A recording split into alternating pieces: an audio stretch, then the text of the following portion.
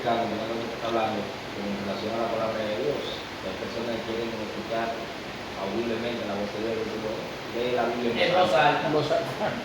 Sí, el mismo Toscal te dice eso mismo, ¿verdad? ¿Quieres leer la voz de Dios? Audiblemente, léela en voz alta. Y no sé de quién sacaron eso, pues sea el mismo pastor que tú estás diciendo, pero yo he escuchado a otros años decir eso mismo. A Miguel no me lo escuché yo hablando de eso. También. Entonces, cuando la ve, vamos a ver quién fue que lo dijo, pero es una realidad. Quiero oír la voz de Dios claramente, audiblemente, léela en voz alta. Léela en voz alta. A veces, muchas veces no escuchamos la voz de Dios hablar a nuestro corazón a través de la palabra. Es en virtud de que no tenemos una intimidad con Dios o no estamos en comunión correcta con Dios en ese momento. No sé, porque eso es clave. Entonces, que hoy en día la Biblia es inspiración de Dios, pero hoy en día el Espíritu Santo nos sigue inspirando, nos sigue iluminando. Ahora, ¿qué hace? Nos ilumina para poder escuchar o entender la inspiración revelada. Entonces, dependemos mucho de nuestra relación correcta con el Espíritu Santo para poder escuchar literalmente la voz de Dios en nuestro corazón, a nuestra psique, a nuestro entendimiento y todo nuestro ser. Yo digo que la manera en la que una generación conoce menos de Dios cuando se aleja de la Biblia. Un ejemplo de eso lo vemos en el Antiguo Testamento, con el pueblo de Israel. En la medida que el pueblo se alejaba de la palabra de Dios, la postrera generación no tenían ese gran conocimiento acerca de Dios. Sí, esa es la realidad. Es por eso que Dios de una vez empieza a poner mandamientos de pasar tiempo con la palabra de Dios. Que lo transmitieran a la postrera generación, a tus hijos, etcétera, etcétera. Sí, a mí me encanta el libro de Deuteronomio, es uno de los libros que más me gusta, ¿no? De hecho, significa repetición de la ley. De la ley, exactamente. Y repiten no toda la ley en sí, sino las cosas más importantes de la ley de Dios, sí. Tanto desde que tú encontras prácticamente desde Génesis, vamos a decir así, hasta el libro de Números. Entonces, te repite esas cosas que el Señor le dijo al pueblo de Israel a través de Moisés.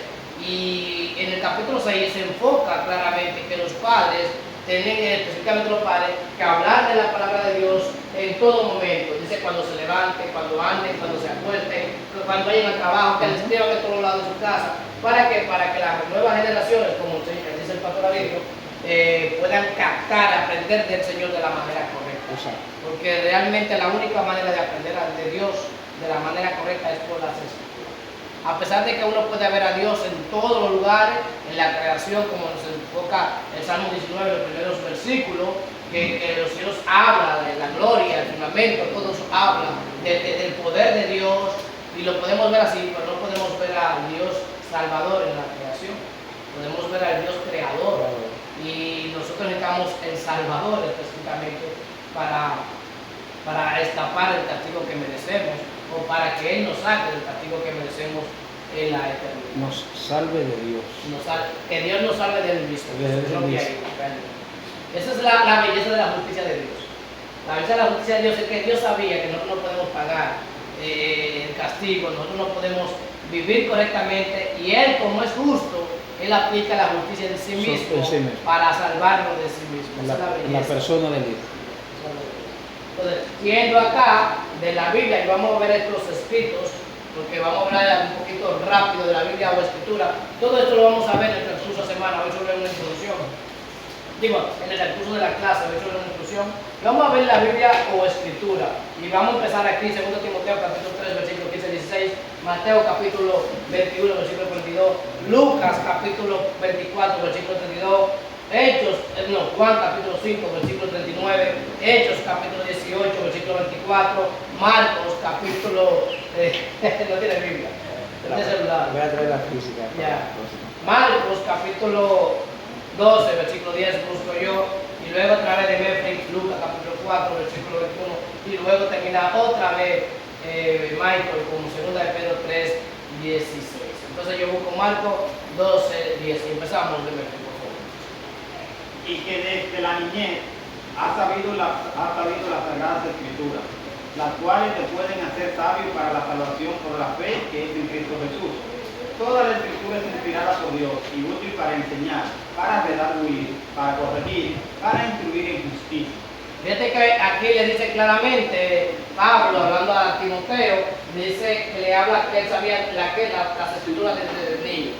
Y hay una referencia directa al Antiguo Testamento, mis hermanos. No se está refiriendo al Nuevo Testamento, a Pablo ahí específicamente, sino que va Timoteo, por la enseñanza de su abuela y de su madre, que le enseñaron la palabra de Dios, el Antiguo Testamento, ahí pudieron ver a Cristo Jesús revelado en las Escrituras, y por ahí, y por eso consiguió salvación en Cristo Jesús Señor nuestro. ¿Por qué? Porque está revelado en las Escrituras de manera clara. Lo que pasa es que nosotros no queremos recibirlo como el Señor quiere mostrarlo a nosotros. Mateo 21:42. Jesús le dijo, nunca leíste en la escritura, la piedra que desecharon los edificadores ha venido a ser cabeza del ángulo. El Señor ha hecho esto y estas cosas maravillosas a nuestros ojos. Aquí vemos otra vez que eso se refiere a qué, al Antiguo Testamento como el término que las Escrituras. Y le está diciendo, ustedes nunca escucharon, ustedes nunca han leído a los escribas, a los papás con la matica, tú nunca has leído la Biblia. Eso es algo, es claro, está ahí en las Escrituras. Y le dice, seguimos con Lucas capítulo 24, 32. Juan 5:39. Escudriñad las Escrituras, porque a vosotros os parece que en ellas tenéis la vida eterna, y ellas son las que dan testimonio de Dios. Amén. Pasaje precioso, aunque cuando tú lo ves en su enfoque principal no dice escudriñar. Jesús está diciendo ustedes escudriñan, ustedes leen, ustedes se fajan a estudiar la Biblia. ¿Por qué? Porque ustedes saben que en la Escritura que en ella pueden encontrar la vida eterna, y Jesús le recuerda y le enseña algo importante. Ella dan testimonio de mí específicamente. Aunque Reina Valera lo tiene como un imperativo, escudriñar la Escritura, lo cual es un imperativo en sí. En realidad no es un imperativo en el original, es algo que ellos hacían, los fariseos, los escribas y todos los religiosos de Israel, que estudiaban la Biblia del Antiguo Testamento, porque ellos sabían que solo ahí iban a encontrar la vida eterna. Lucas, capítulo 24, Se 32. decían el uno al otro, no ardía nuestro corazón y nosotros mientras no hablaban en el camino y cuando no abría Nos abría las Escrituras. nos abría. Amén. Este es un pasaje, es uno de los pasajes más maravillosos. Yo he escuchado predicadores, pastores decir que una de las cosas que más le interesaría saber en el cielo es cuando tenga ya que preguntarle a esos dos compañeros que iban en camino de Maús, ¿de qué era que Jesús te habló? Y dice, porque Jesús le abrió las Escrituras desde Moisés y pasando por todos los profetas y los santos. Todo lo que Le se abrió, hablaba le mencionó todo del Mesías. para mencionar todo lo que había de pasarle a él como Mesías. Todas las profecías. Y que se eso hablaban. está claramente en el Antiguo Testamento. Seguimos con Hechos, capítulo 18, 24. Llegó entonces a Éfeso un judío llamado Apolo, natural de Alejandría, varón elocuente, poderoso en las Escrituras.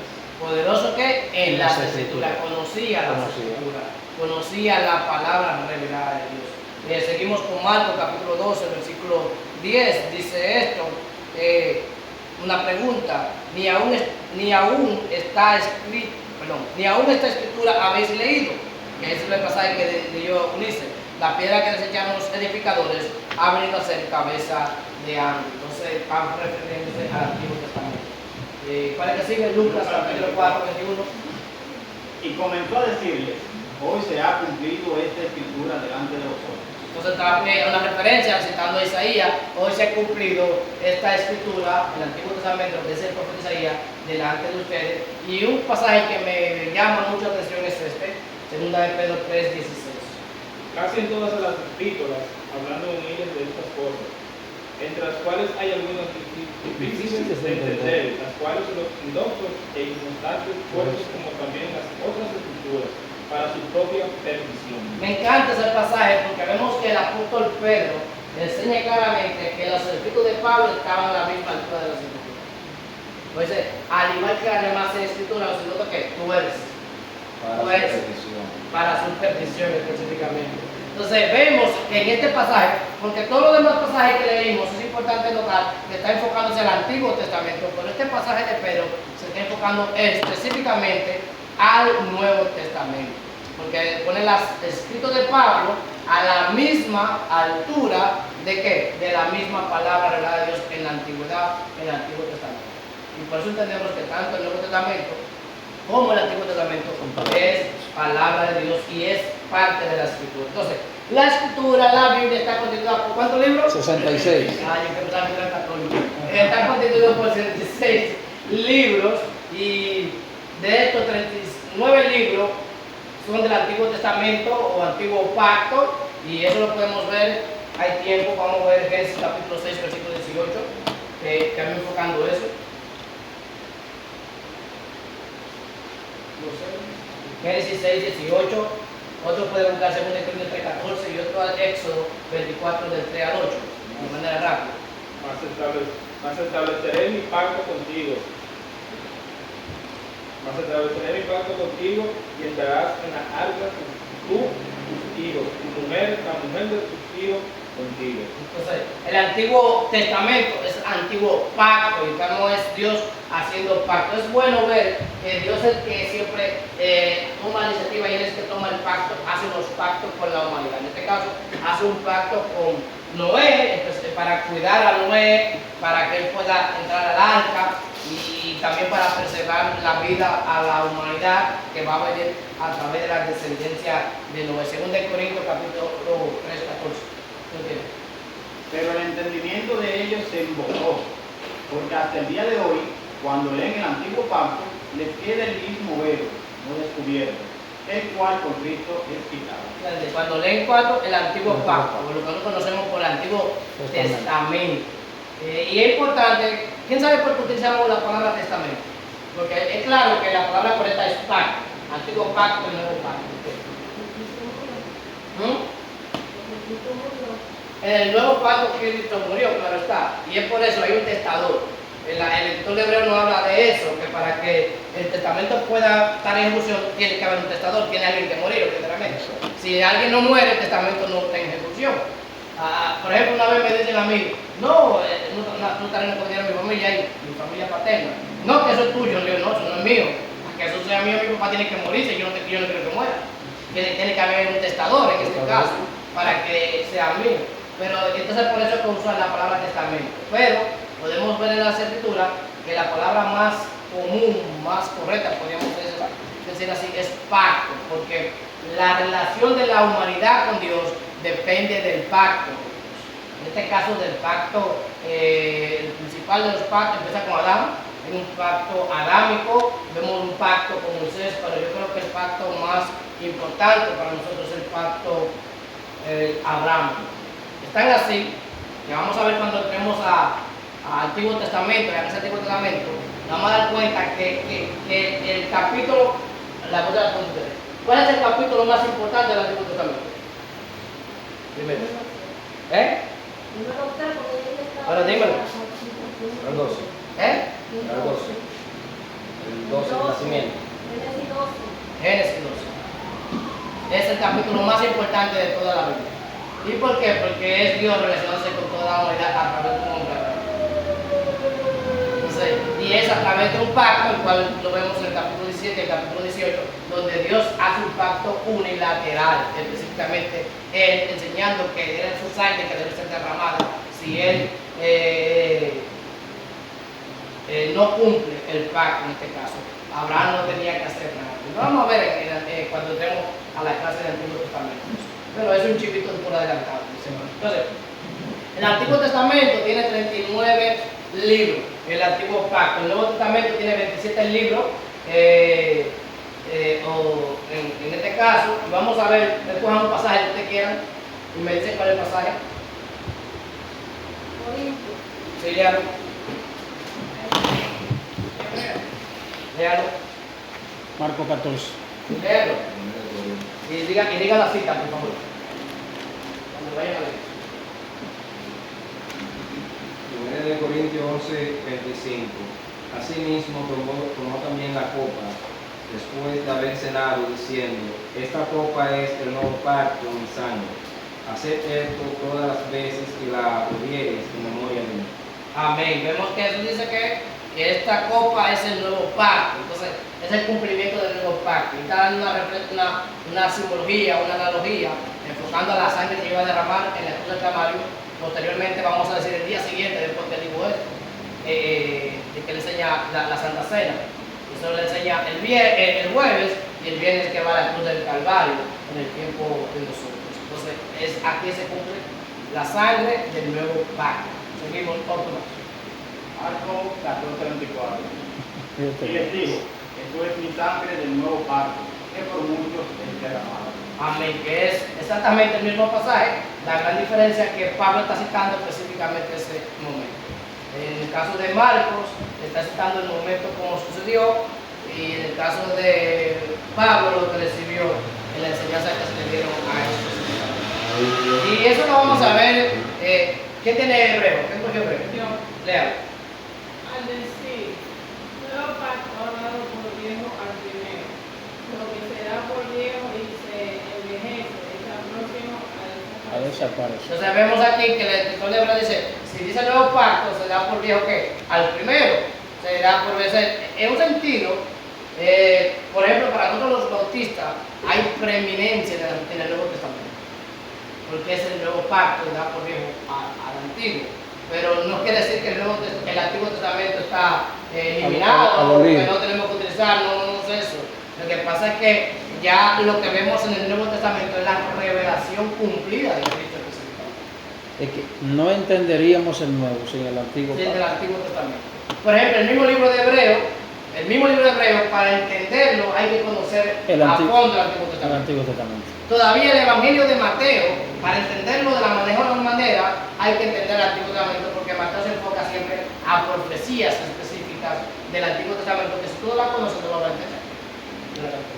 Entonces es necesario conocer el Antiguo Pacto para entender el Nuevo Pacto, o no solo para entenderlo, para valorarlo, para disfrutarlo. Si no entiendo el Antiguo Pacto, no puedo valorar el Nuevo Pacto.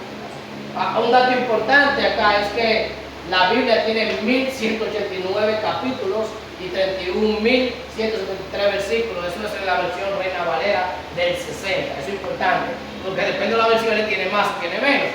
Porque recuerden que la Biblia, los escritores bíblicos o traductores bíblicos, perdón, no traducen literalmente, yo interpreto, los idiomas se interpretan para darle mejor entendimiento.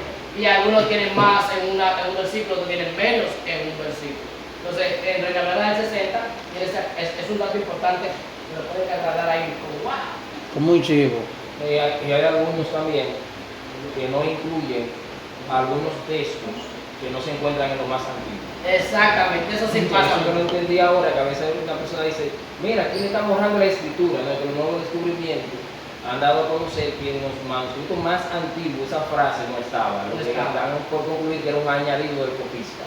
Exactamente. Por ejemplo, podemos ver Reina Valera, en este caso, 1 de Juan capítulo 4, versículo 7, hay un texto que Con la mujer adulta.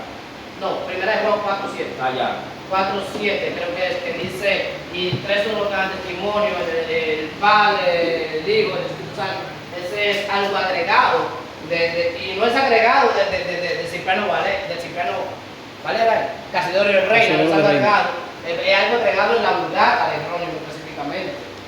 No es algo que fue agregado por él, pero ¿qué pasa? Cuando se descubren los escritos del Mar Muerto de Qumran, que fue ahorita en el 1947, creo que fue, o 57, no recuerdo exactamente la fecha exacta, lo voy a revisar. Cuando se descubre eso, no están en esos escritos antiguos, escritos del 200, las traducciones copiadas desde el 200 de nuestra época, los 300, 400, no están ahí.